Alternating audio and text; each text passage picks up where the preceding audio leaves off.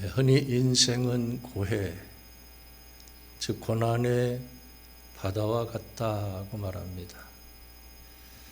끊임없이 밀려오는 파도와 쉴 새 없이 불어오는 풍랑이 있기 때문입니다. 욥기 5장 7절에 보면 사람은 고생을 위하여 났으니 불꽃이 위로 날아가는 것 같으니라 하고 있습니다. 이처럼 고난은 나 혼자만 겪는 것이 아닙니다. 모든 인간은 쉴 새 없이 풍랑을 만납니다.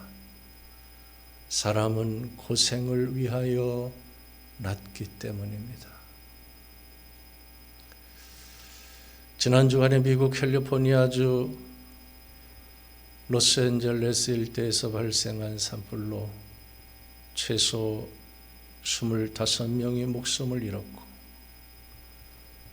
20명 이상이 실종 상태에 있습니다. 건물이 약 12,000채가 소실되었고 경제적 피해 규모가 미국 화재 역사상 최고액인 약 300조 원 이상이 될 것이라는 소식이 전해졌습니다. 정말 안타까운 소식이 아닐 수가 없습니다. 그렇다면 과연 우리 인생은 슬픔과 고통 속에서 살아야 될까요? 고난을 당할 때마다 낙심과 절망 속에서 살아야 될까요? 이런 말이 있습니다. 인생이란 폭풍우가 지나가기를 기다리는 것이 아니라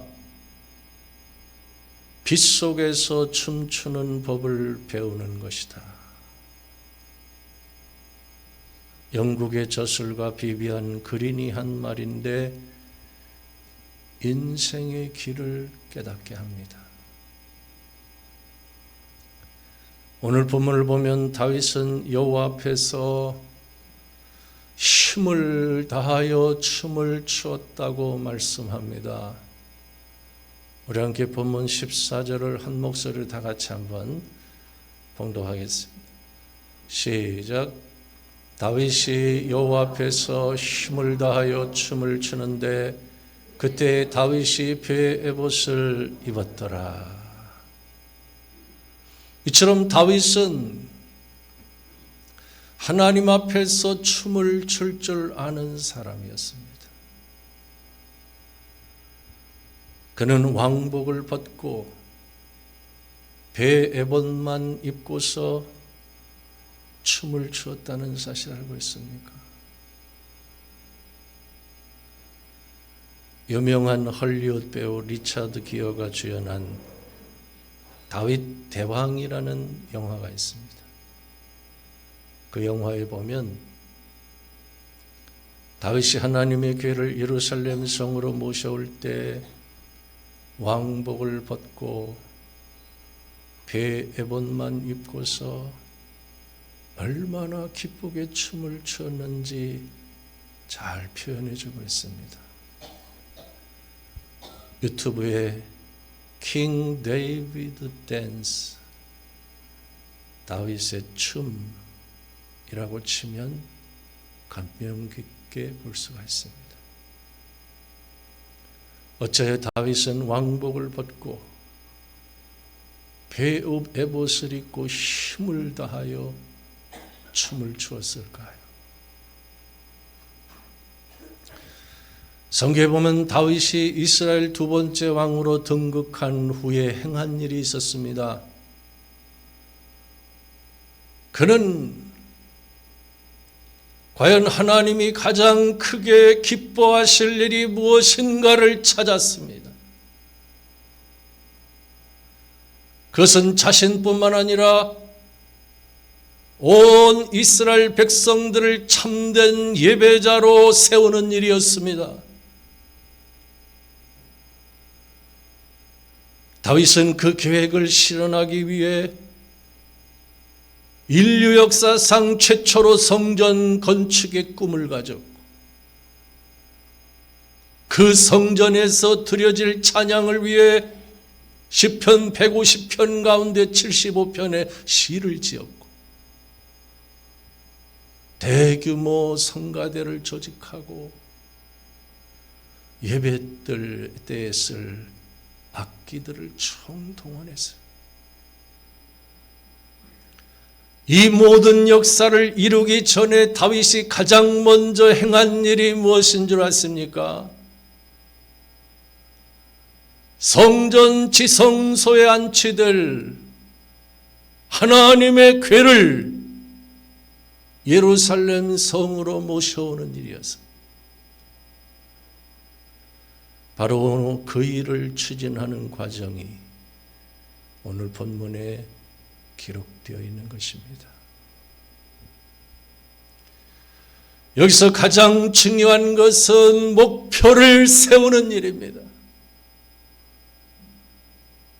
다윗이 어떤 목표를 가지고 있었습니까? 자신뿐만 아니라 이스라엘 온 백성들을 참된 예배자로 세우는 일입니다. 그것이 하나님께서 가장 크게 기뻐하시는 일이라는 확신을 가지고 있었어요. 사랑하는 성도 여러분, 오늘 여러분이 가지고 있는 인생의 목표가 무엇입니까? 그것이 과연 하나님을 기쁘시게 할 만한 목표입니까?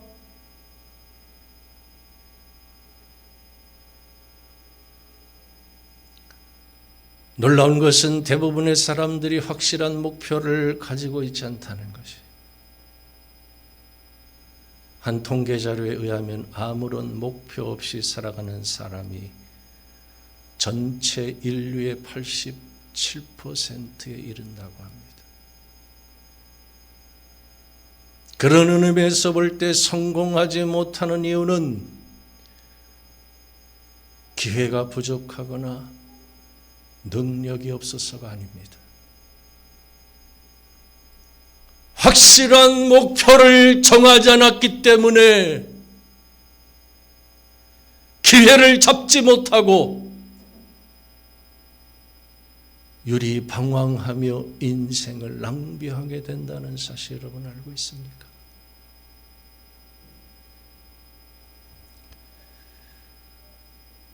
대개 날벌레들은 아무런 목적도 없이 앞에서 날고 있는 놈만 따라서 빙빙 돈다는 것이에요. 어떤 방향이나 목적지도 없이 그냥 빙빙 돌고만 있기 때문에 바로 밑에다가 먹을 것을 가져다 놓아도 거들떠보지 않는다는 거예요. 그렇게 7일 동안 계속 돌기만 하다가 결국엔 굶어서 죽는다는 것이에요. 우린 다윗처럼 무엇보다 먼저 하나님께서 기뻐하시는 것이 무엇인지를 찾아야 합니다.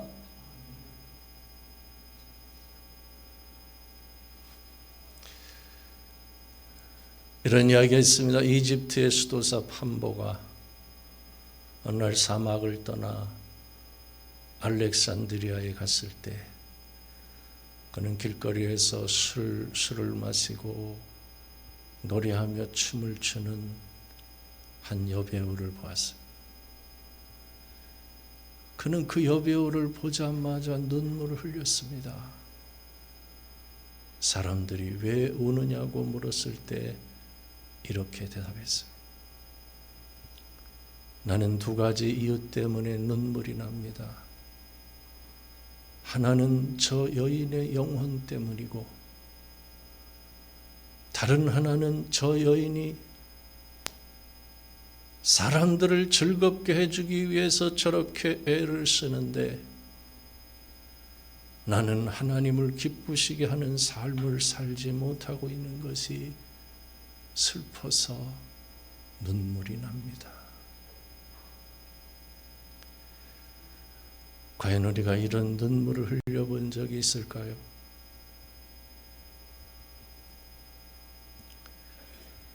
지난 주간에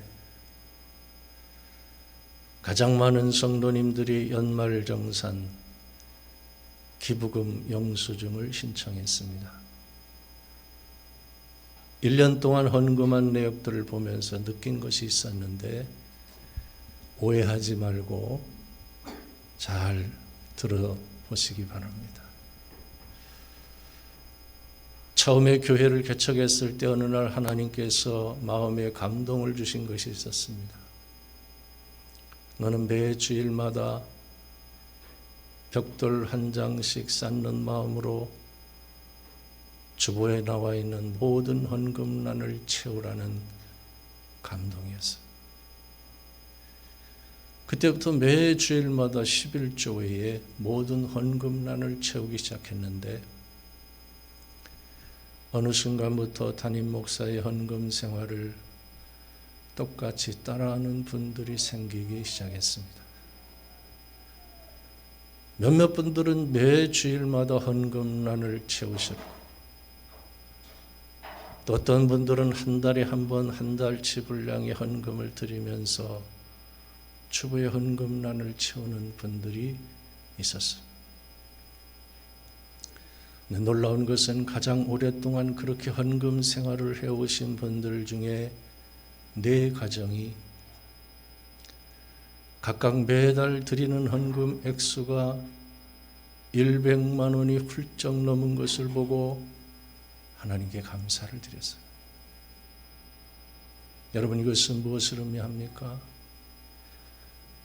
하나님께서 힘에 지나도록 헌금을 드린 가정들을 물질적으로 차고 넘치도록 축복해 주신 것입니다.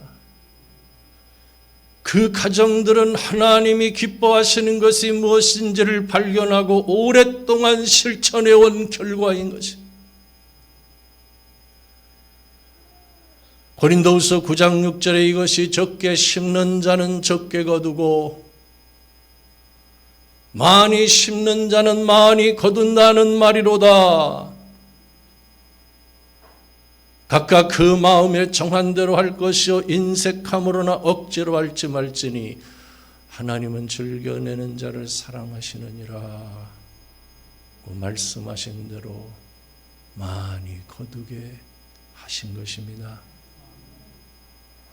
과연 이런 일이 우연히 일어난 일일까요? 그 외에도 한 달에 한 번씩 주보의 모든 헌금란을 채우는 성도들의 가정은 대부분 물질적으로 복을 받고 있다는 것을 느낄 수가 있었습니다. 우리 그리스도인들은 하나님이 기뻐하시는 일이 무엇인지를 깨닫고 그것을 성취하는 삶을 살아야 합니다. 다만 하나님이 기뻐하시는 일에 대한 목표를 세우기만 하면 저절로 성공적인 인생을 살 수 있다는 잘못된 생각을 버려야 합니다.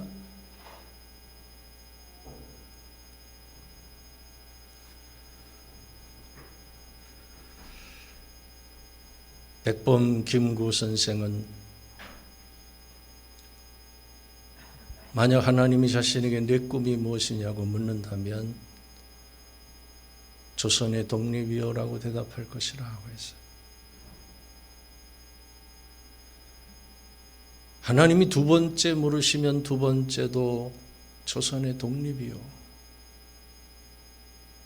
하나님이 3번째 물으시면 3번째도 조선의 완전한 자주 독립이요 라고 대답하겠다고 말했어요. 그는 꿈만 꾼 것이 아니라 그 꿈을 이루기 위해서 자신의 청춘과 인생을 바쳤어요.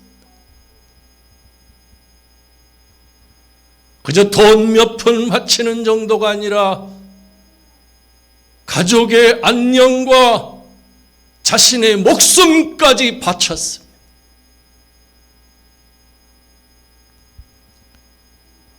마침내 1945년 8월 15일 해방을 맞았을 때 김구 선생은 자신의 꿈이 성취된 것을 볼 수가 있었습니다.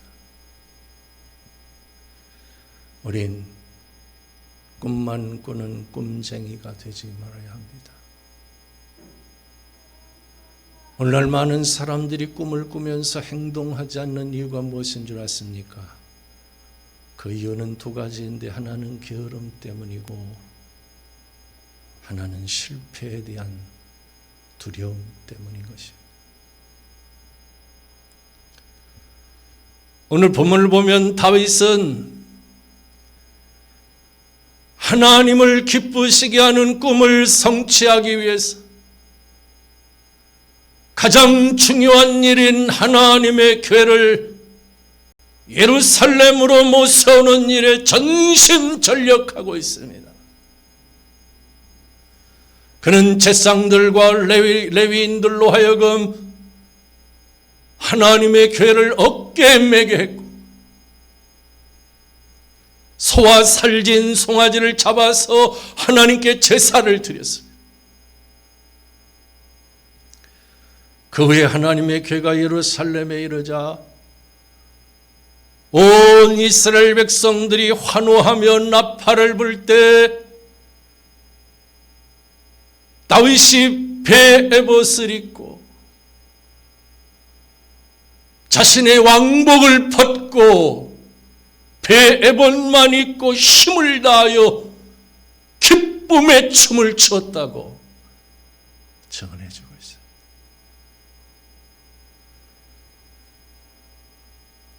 다시 오늘 본문 말씀만 읽어보면 다윗에겐 전혀 고난이나 어려움이 없었던 것처럼 보입니다.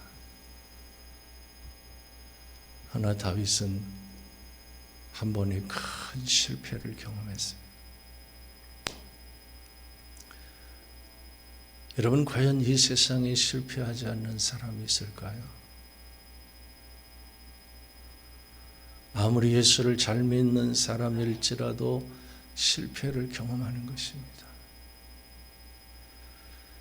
하나님께서 가장 크게 기뻐하시는 목표를 성취하는 일일지라도 실패를 경험할 수 있는 것입니다. 이런 말이 있습니다. 실패의 경험을 하지 않았다면 그것이 진짜 큰 실패이다. 왜냐하면 실패를 경험하지 않았다는 것은 아무런 시도조차 하지 않았다는 것을 의미하기 때문입니다. 그만큼 사람이 계획하는 모든 일에 실패하지 않는 것은 불가능한 일이기 때문입니다.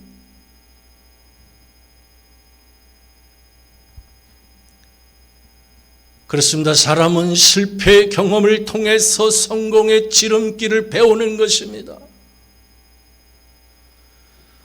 수많은 실패를 경험한 사람들이 결국 밝은 미래를 열어갈 수가 있는 것입니다. 할렐루야. 28살에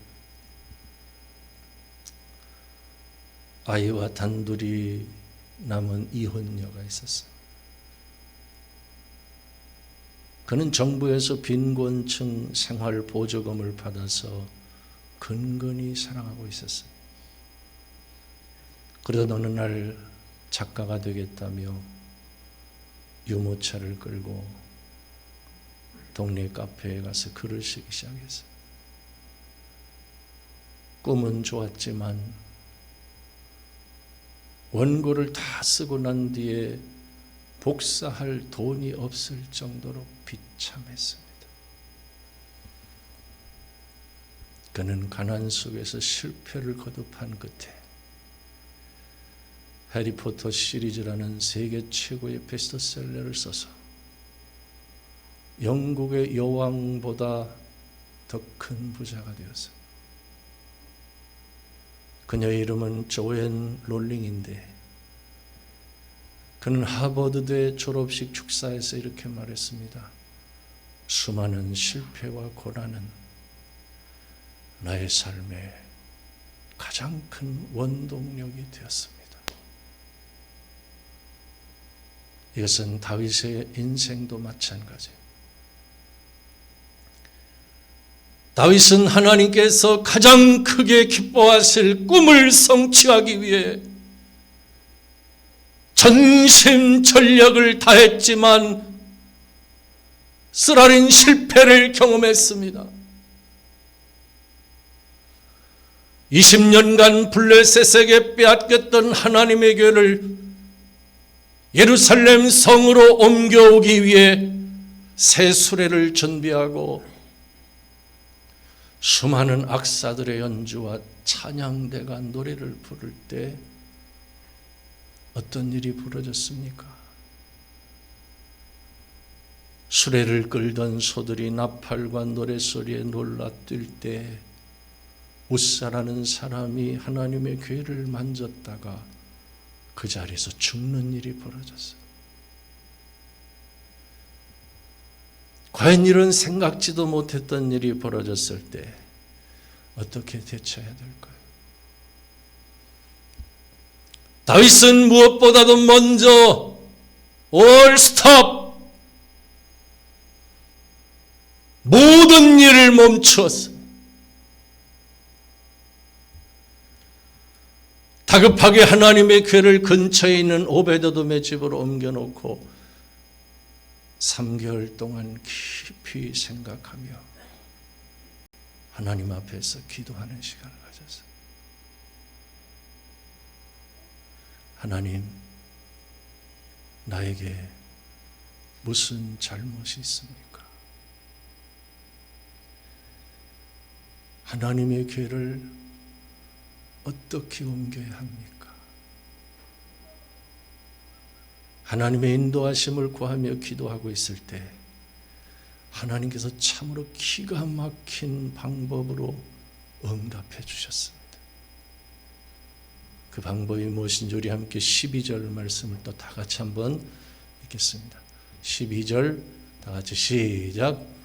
어떤 사람이 다윗 왕에게 아뢰어 이르되 여호와께서 하나님의 궤로 말미암아 오베데돔의 집과 그의 모든 소유에 복을 주셨다 한지라 다윗이 가서 하나님의 궤를 기쁨으로 메고 오베데돔의 집에서 다윗성으로 올라갈세.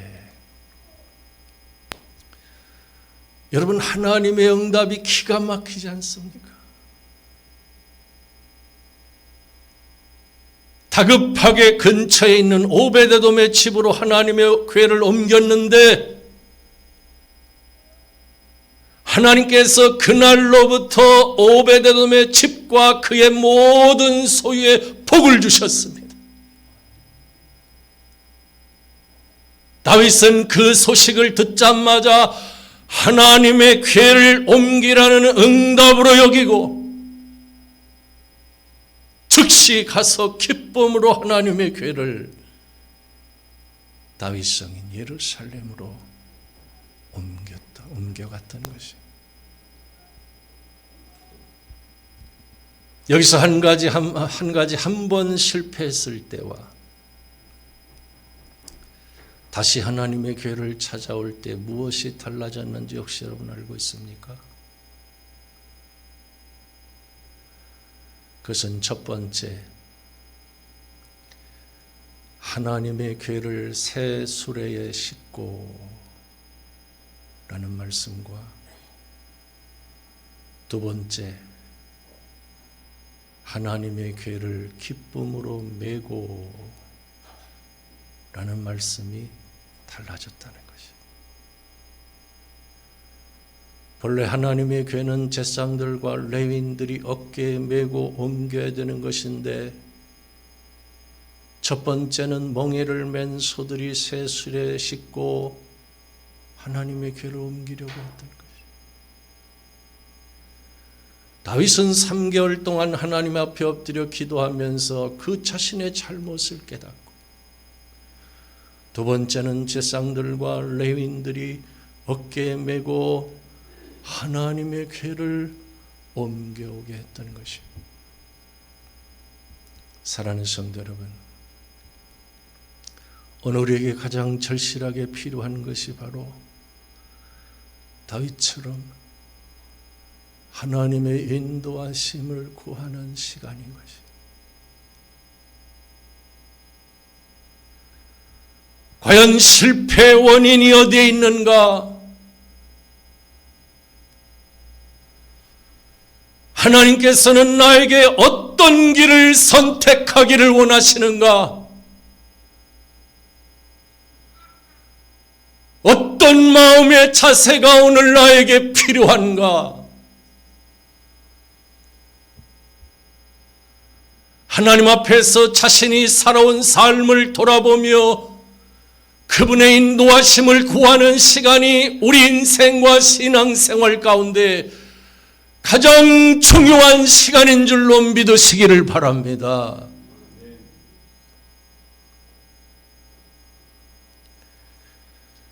다윗은 이런 잘못을 깨닫고 다시 제사장들과 레위인들이 하나님의 궤를 어깨에 메고 예루살렘으로 옮겨올 때 자신이 입고 있던 왕복을 벗고 배에본만 입고 힘을 다하여 춤을 추며 기뻐했던 것이. 여기서 춤을 추는 데는 히브리어로 메카르케르인데 빙빙 돌다라는 뜻이 있습니다. 이것은 한 번 추고 그만둔 것이 아니라 계속적으로 빙글빙글 돌면서 춤을 춘 것을 의미합니다. 다윗의 같은 행동은 하나님의 궤가 상징하는 임재와 연관이 있습니다. 다시 말해 다윗은 하나님의 임재하심을 느끼며 여호와 앞에서 힘을 다하여 춤을 추었던 것이.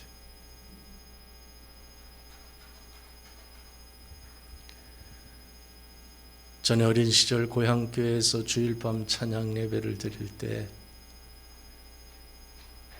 평소에 기도를 가장 많이 하시는 연로하신 여자 권사님이 기쁨을 주체할 수가 없어서 이 성전 중앙에 있는 통로를 날아다니면서 춤을 췄어요. 그때 그 권사님의 춤을 보고 비난하는 사람 단 한 사람도 없었어요.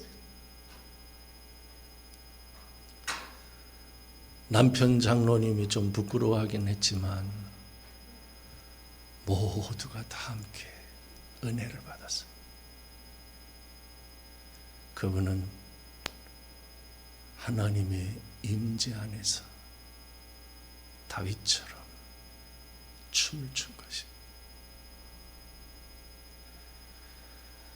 실제로 예수님과 함께 동행하며 그분의 임재를 사모하는 자들에게 주님은 기쁨의 춤을 추게 하신다는 사실을 알고 있습니까? 우린 주님과 함께 춤을 추는 사람들인 것입니다. 주님의 임재 속에서 기쁨의 춤을 추고 주님의 축복이 부어졌을 때 감사의 춤을 추고 영과 진리로 하나님께 예배를 드리면서 성령의 기름 부으심이 임했을 때 감격의 춤을 추게 되는 것입니다. 오늘 설교를 듣는 여러분 모두가 2025년 한 해 동안 다윗처럼 하나님의 임재를 느끼며 주님과 함께 기쁨과 감사와 감격의 춤을 추면서 살아가는 성도들이 되실 수 있기를 주님의 이름으로 축원합니다. 기도하겠습니다.